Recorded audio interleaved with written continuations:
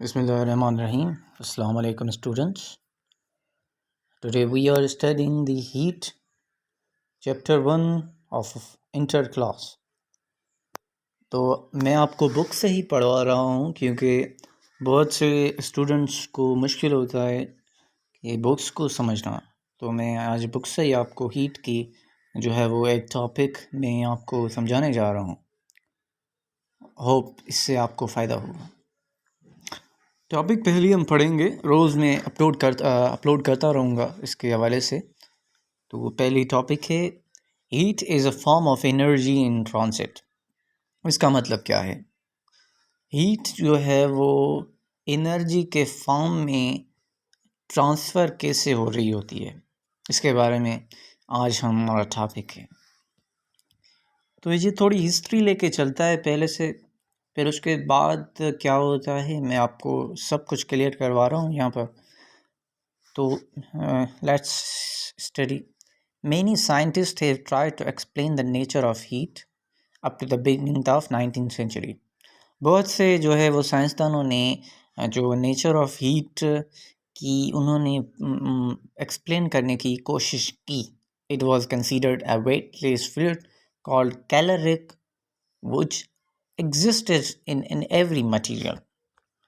इसको पहले जो है हीट को वो वेटलेस फ्लूइड कहा जाता था।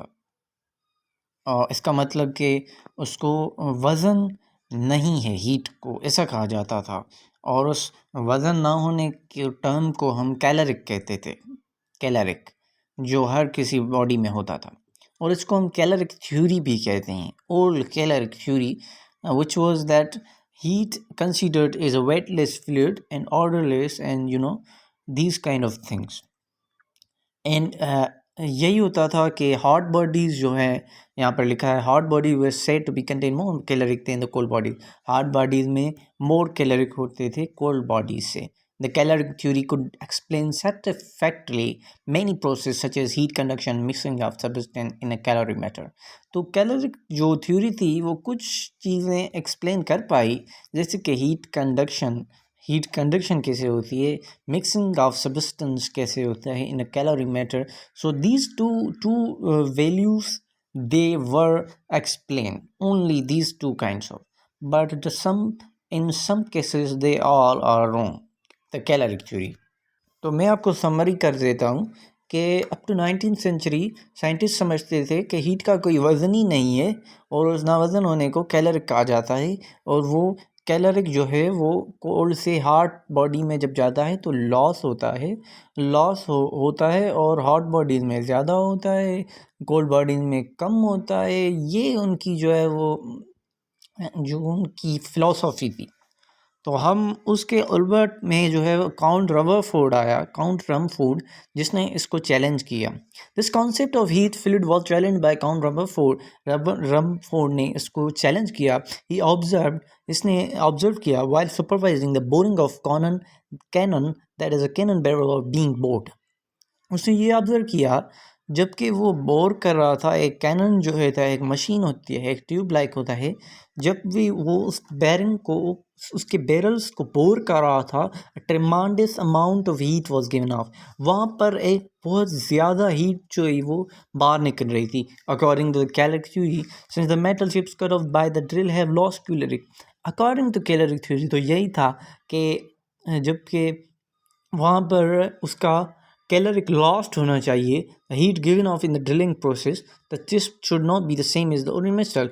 और जो वहाँ पर मेटल होता था उसको सेम नहीं होना चाहिए, which had not lost caloric, जैसे कि उसने कैलोरिक लूज़ किया ही नहीं, एनर्जी सेम थ्रू आउट रही। जैसे हम थर्मोडायनामिक्स में पढ़ते हैं, थर्मोडायनामिक्स में एनर्जी कांट बी क्रिएटेड और destroyed, but Rumford was unable to find any difference between the chips and the original metal in respect to their ability to hold or give off heat.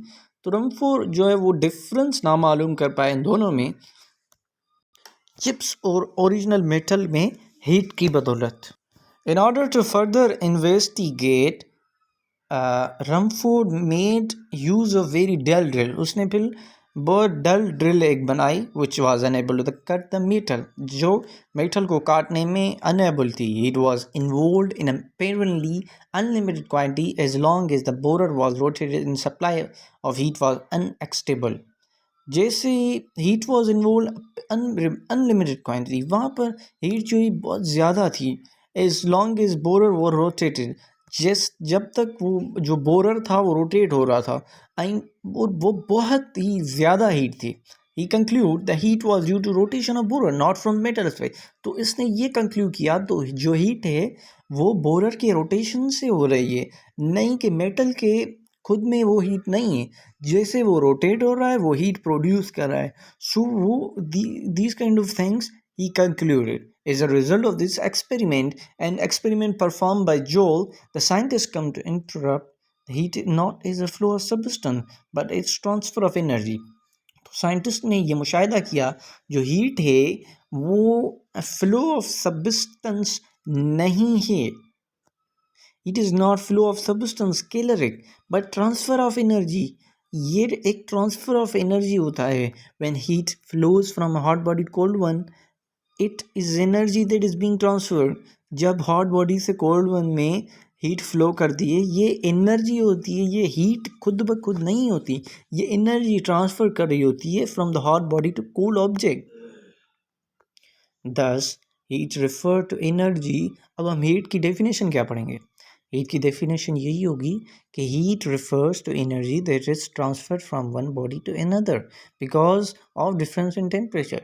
Heat एक energy है. Heat refers to energy जो transfer हो रही है एक body से दूसरी body में टेम्परेचर के चेंज होने से. Heat is not the energy that a body contains in it. It refers amount of energy transfer. So we can say heat is the amount of energy that is being transferred from hot to cold body.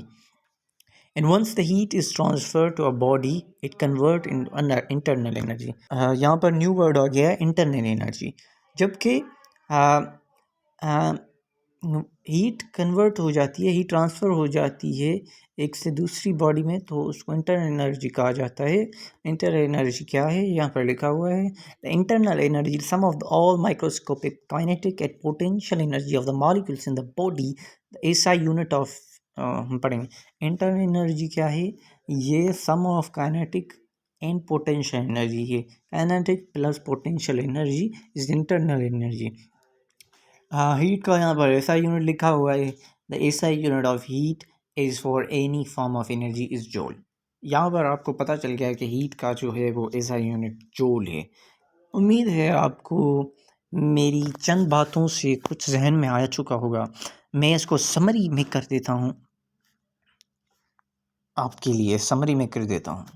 तो पहले क्या हुआ, पहले जो है वो ये माना जाता था according to the caloric theory that heat was weightless fluid.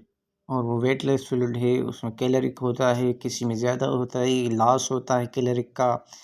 और उसने heat conduction mixing of substance caloric theory ने बयान किया. उसके बाद जो है रमफोर्ड ने जो है वो इसको चैलेंज किया इस कैलोरिक थ्योरी को, और उसने ये लगाया एक कैनन बैरल था, उसके पास मशीन थी जिससे मेटल था जिसमें, तो वहाँ पर जो है वो ज़्यादा हीट जनरेट हो रही थी और वो लॉस नहीं हो रही थी, कैलोरिक लॉस नहीं हो रहे थे, कोल्ड हॉट बॉडी लॉस नहीं हो रहा था. वहाँ पर कांस्टेंट एनर्जी मूविंग कर रही थी और फ्रिक्शन और मैकेनिकल वर्क हो रहा था. तो उसने ये देखकर कुछ उसने लगाया कि ये मेटल की अपने पास तो हीट है ही नहीं. जब भी ये रोटेशन ऑफ बोर हो रहा है तो हीट निकल हो रही है, वहाँ पर हीट प्रोड्यूस हो रही है क्योंकि फ्रिक्शन हो रही है. रोटेशन ऑफ बोर होगा तो वहाँ पर फ्रिक्शन होगी, फ्रिक्शन होगा तो मैकेनिकल वर्क होगा, हीट प्रोड्यूस होगी, इंटरनल एनर्जी आएगी. खुद ब खुद तो मेटल में है नहीं. तो ये कॉन्सेप्ट उसने दिया. फिर हीट का हमें पता चल चुका है कि हीट जो है वो किसी में भी नहीं होती.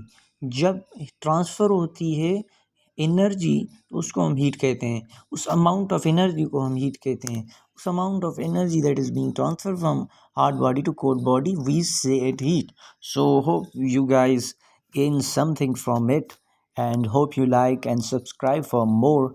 I will upload regularly. मैं समझता हूँ कि बच्चे जो है वो नहीं समझ पा रहे हैं ट्यूशन सेंटर्स पर और बहुत ही महंगी फ़ीसें दे रहे हैं। तो यहाँ पर मैं आपको एक वेरी बेसिक से पढ़वा रहा हूँ, तो आप पढ़ें और लिखें और अपने घर को संभालें और ख्याल रखें। तो खुदा हाफिज़।